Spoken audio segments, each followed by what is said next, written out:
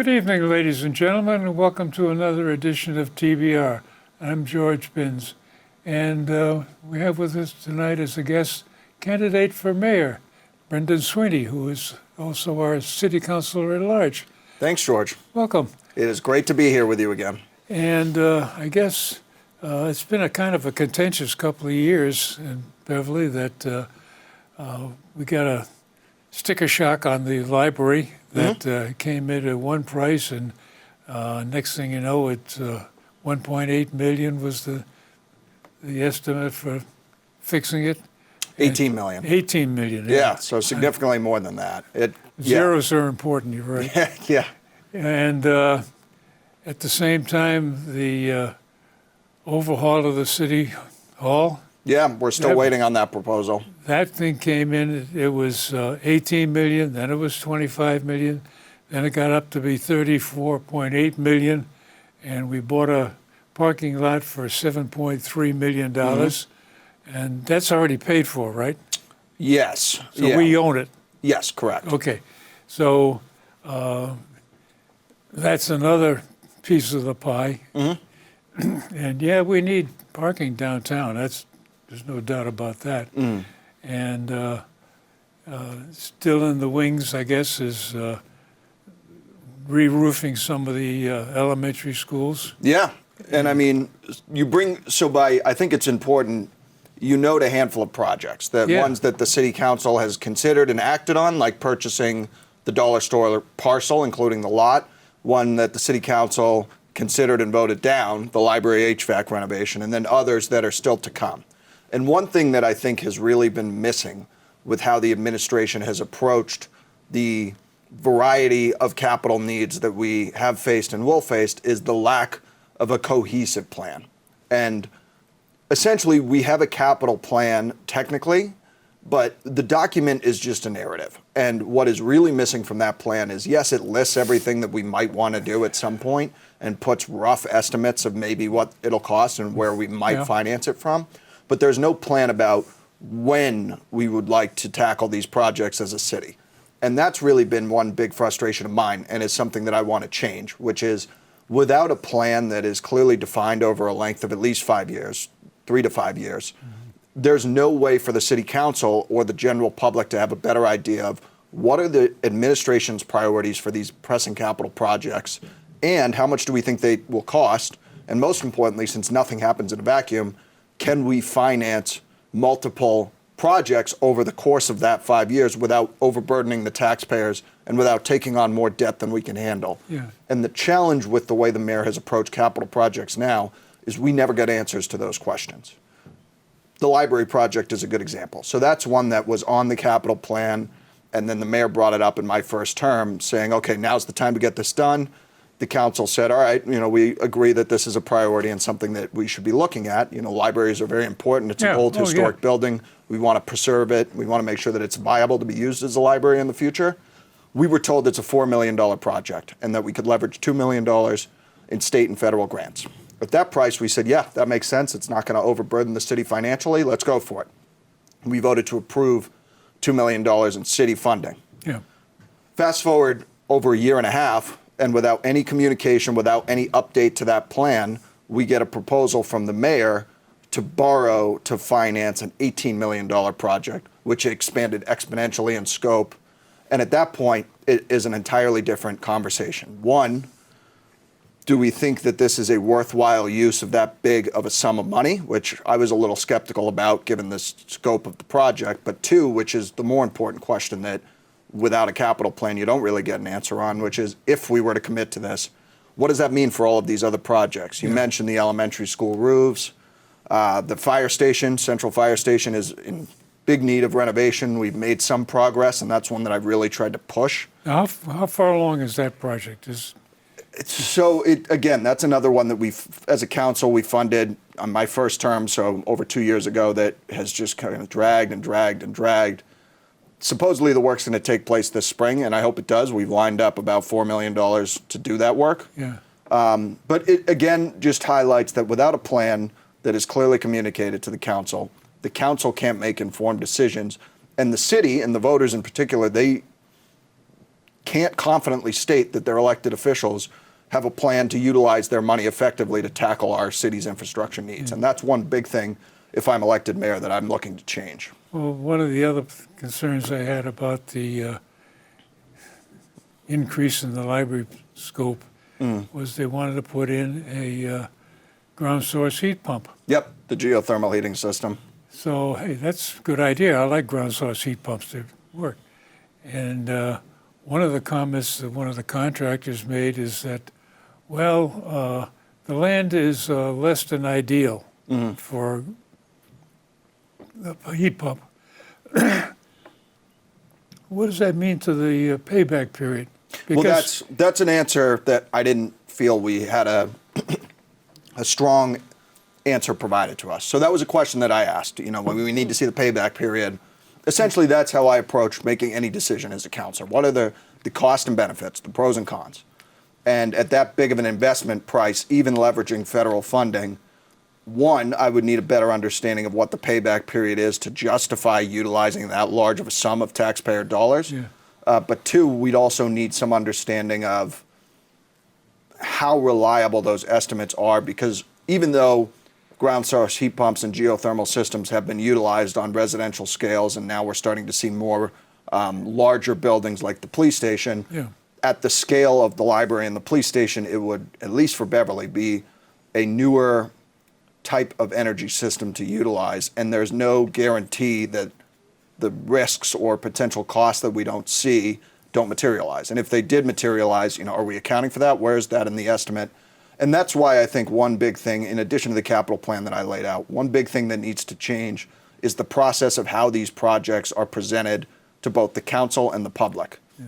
Once there has been some determination through the capital plan review process that the council, the mayor, the city agrees these are priority projects and we want to move forward with them, we need to make sure that there are consistent updates throughout the planning process, the design process, in advance of getting bids, and definitely then once bids are in hand, what the plan is to finance it. And that, at that point, that's when the council votes.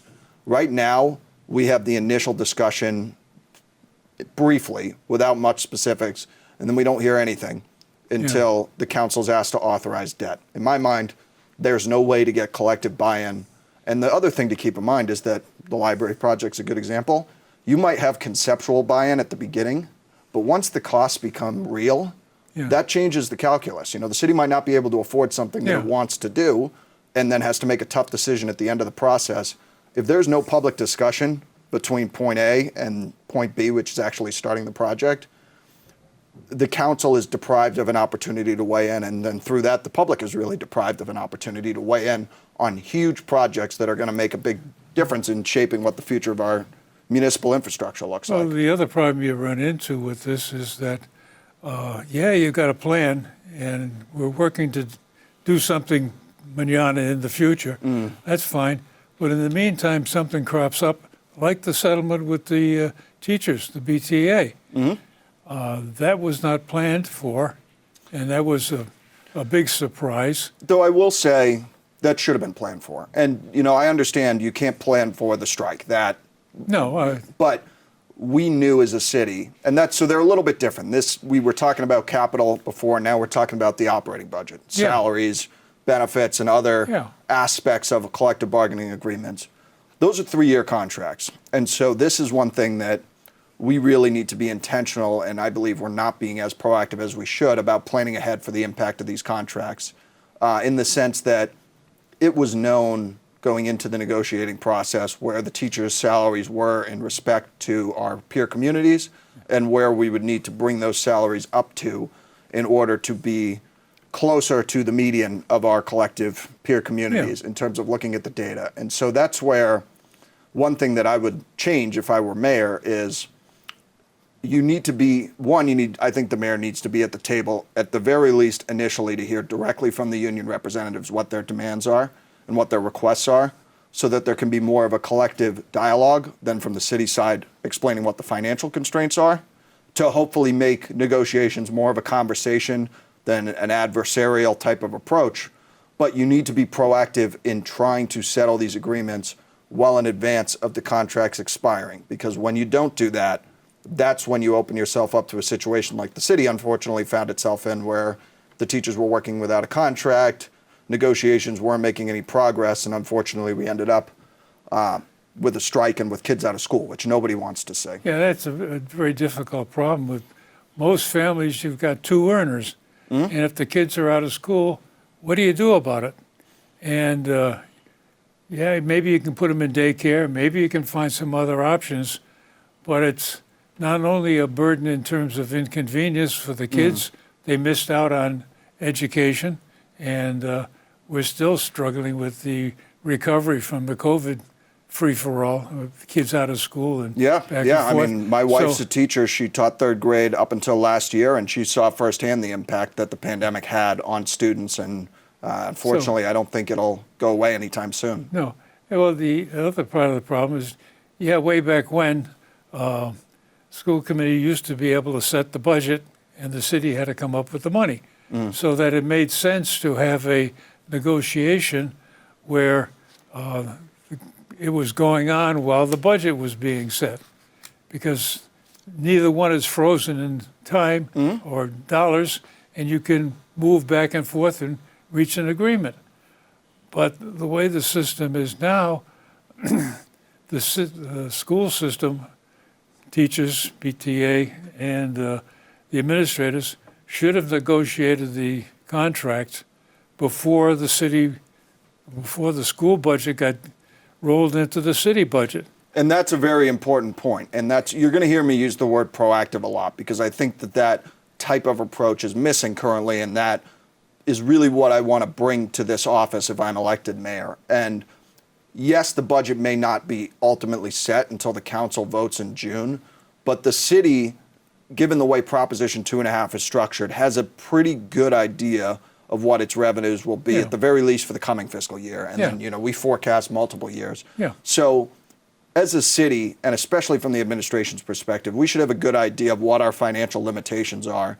And it's a matter of mapping out how best to put an agreement that compensates our teachers and paraprofessionals fairly before the union, early enough in the process so that we can come to an agreement well in advance of the end of the contract and well in advance of the budget being settled.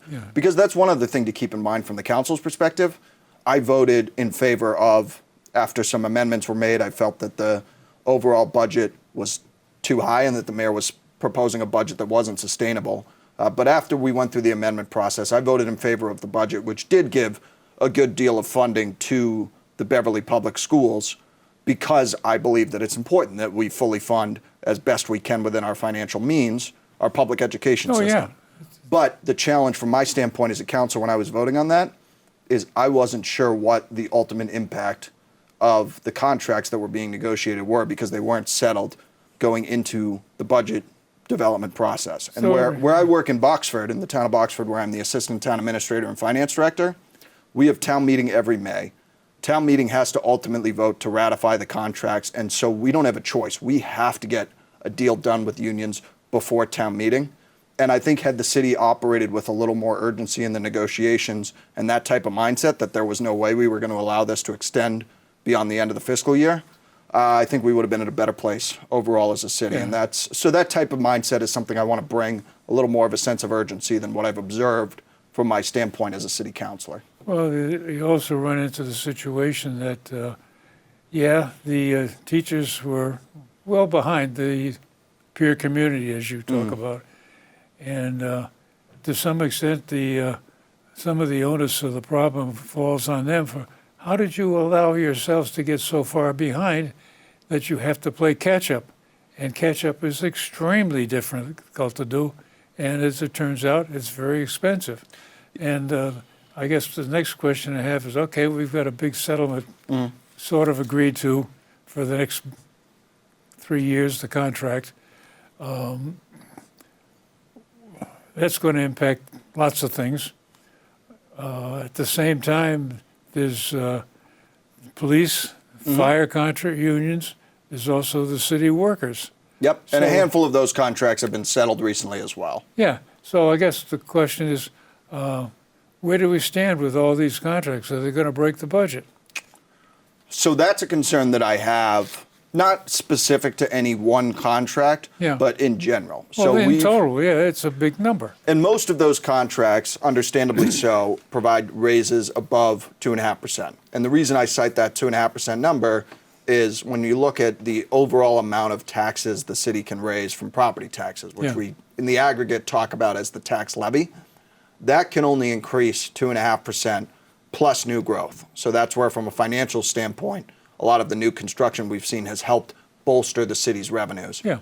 But inevitably, if you're and in a budget that is largely driven by people, your main expenses are salaries and benefits. Yeah.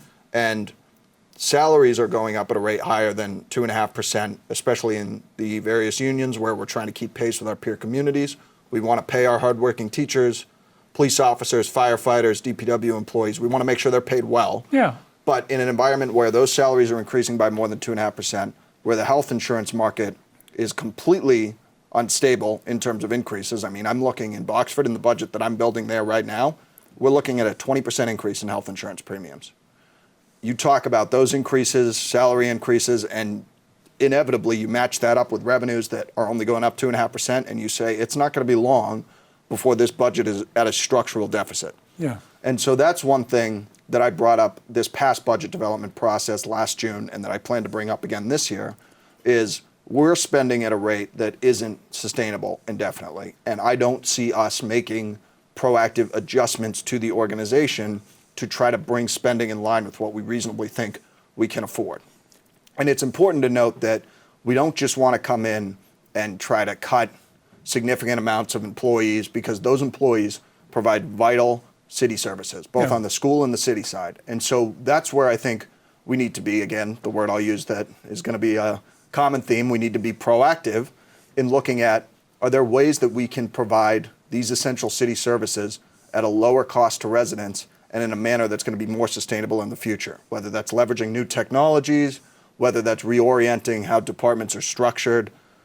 I don't see us taking the actions that would let me as a counselor know that those conversations are happening and that those actions are being implemented within City Hall. And I think we're going to end up, unfortunately, a little flat-footed if we kind of just say, oh, everything's fine, status quo, continue on as we've continued on, and then we hit that cliff financially where our revenues can't keep pace with our spending. And at that point, you're not leaving yourself enough time to make adjustments in a way that aren't harmful to the organization. You're having to lay people off and deal with the impact. And I really want to avoid that, which is why if I'm elected mayor, I plan to do much more of a deep dive in our administrative organizational structure, both on the city and school side, and see where we can streamline, where we can implement efficiencies that'll help right-size the organization within our current financial means. Well, the other problem I foresee is that, every time we have one of these capital projects, we get a statement from the administration that,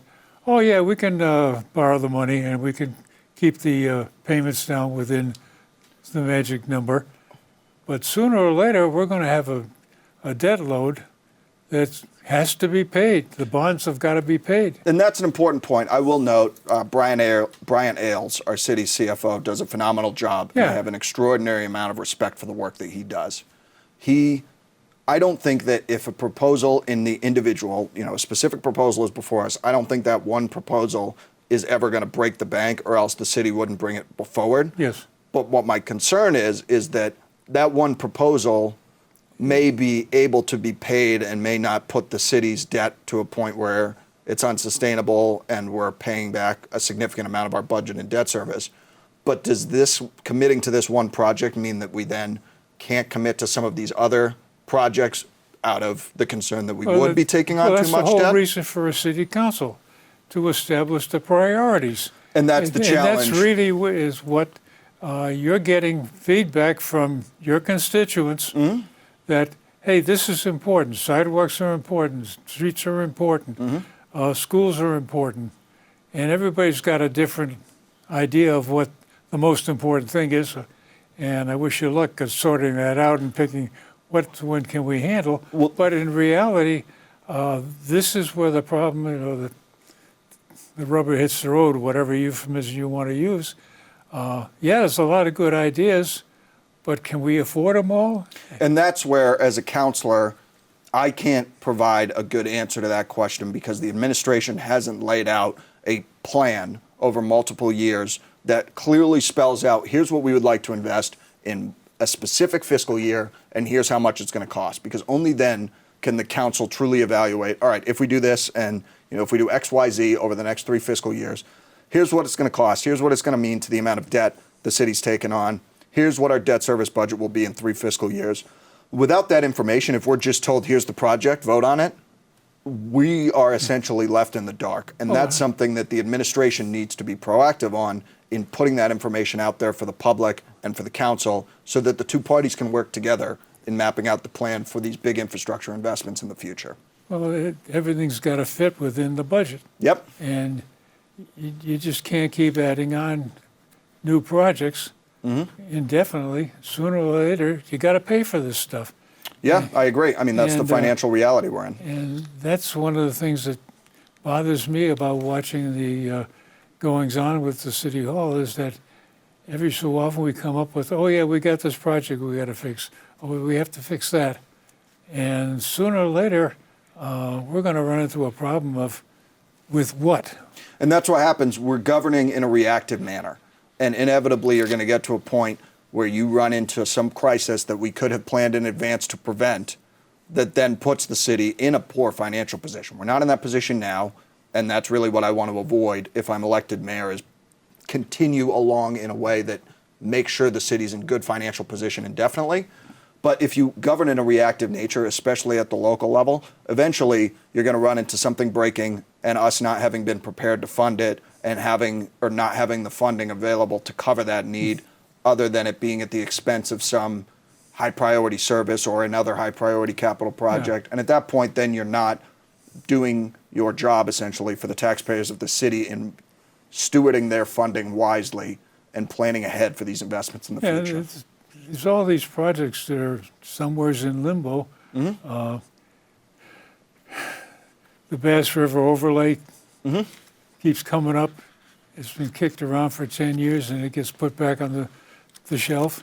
Yeah, and, I mean, the Hall Whitaker Bridge situation was incredibly unfortunate and threw a wrench in the planning process around that specific rezoning project. Well, not really, because we know what we want to do with the Bass River. We should figure out what we want to do, and that should be worked on in parallel with getting the bridge fixed. I agree. Because sooner or later, they're going to fix the bridge. Yeah, it sounds like later, unfortunately. Yeah, I've been pushing for sooner as much as I can in my capacity as a councilor. That's another long story that I would have a I know we've discussed it before. Yeah, but I think this is where it comes down to these projects that keep hanging around.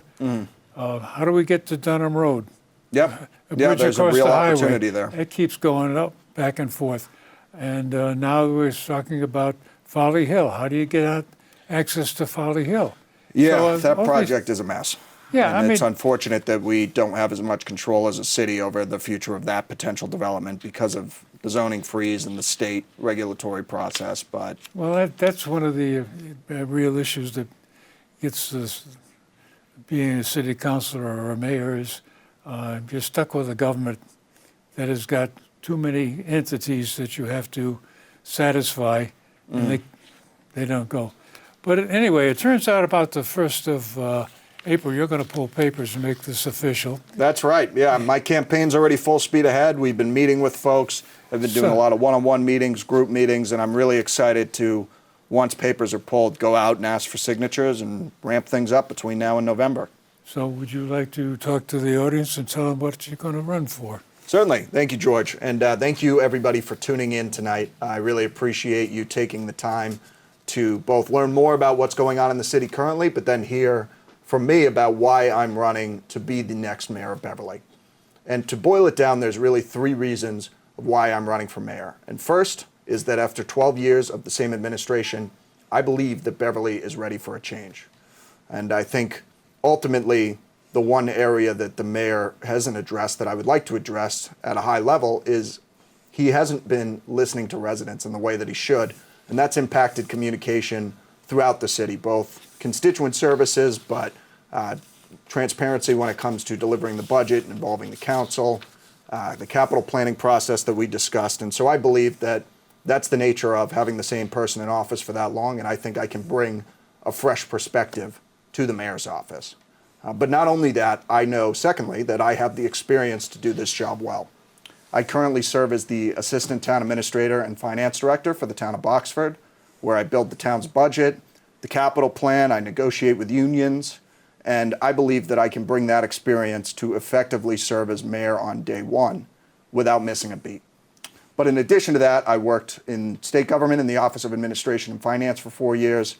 I currently advocate for cities and towns on Beacon Hill in my work with the Massachusetts Municipal Association and with Lieutenant Governor Kim Driscoll as a member of the Local Government Advisory Council.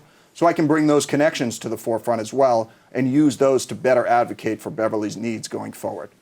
Lastly, the reason that I'm running is that I see opportunities to make positive change in Beverly. We talked about the capital planning needs, the financial needs, but just in terms of improving communication with the public, making sure that we are bringing forward everything that's happening in City Hall, both so the City Council and the public can be better informed, but then can have more opportunities to give us feedback. And that's what's really important. When you're in an elected office, you're serving the people of this city. And so I want to hear directly from the folks in this city about where they'd like to see Beverly go in the future. So I'm looking forward to campaigning in the months to come, and I hope that you will consider voting for me as mayor on Election Day on November 4th, and I'm looking forward to, between now and then, telling you more about why I'm running and hopefully meeting you in person. Thanks, George. You're welcome. And wish you the best of luck. And we have to come back and talk some more about how these things are going, especially after you've started knocking on doors and gathering signatures to get the real feedback as to what people are thinking and what they want to see happen with the city of Beverly. That's the big question, I think, is where is Beverly going? Mm-hmm. That's the discussion we'll be having this election cycle. And what do we want it to be? You know, it's a nebulous question because of the building down on Rantoul Street. It has changed the character down there significantly. The zoning change and the buyout of the dollar store project, that put a change on what could possibly happen on Cabot Street. So there's a lot going on in the city, and I think you're correct in that the city council and the mayor need to have direct feedback of where do we, the citizens, want the city to go, not with some idea in a dark corner comes out. No, I completely agree, and that's why I'm excited for this campaign season. Well, thank you very much for joining us, and we'll thank have to you, do George. this again. And ladies and gentlemen, thank you very much for staying with us this evening. And if you've got any questions, send me an email, or if necessary, we can even make space for you here at the table. Thanks again, and we'll talk to you later.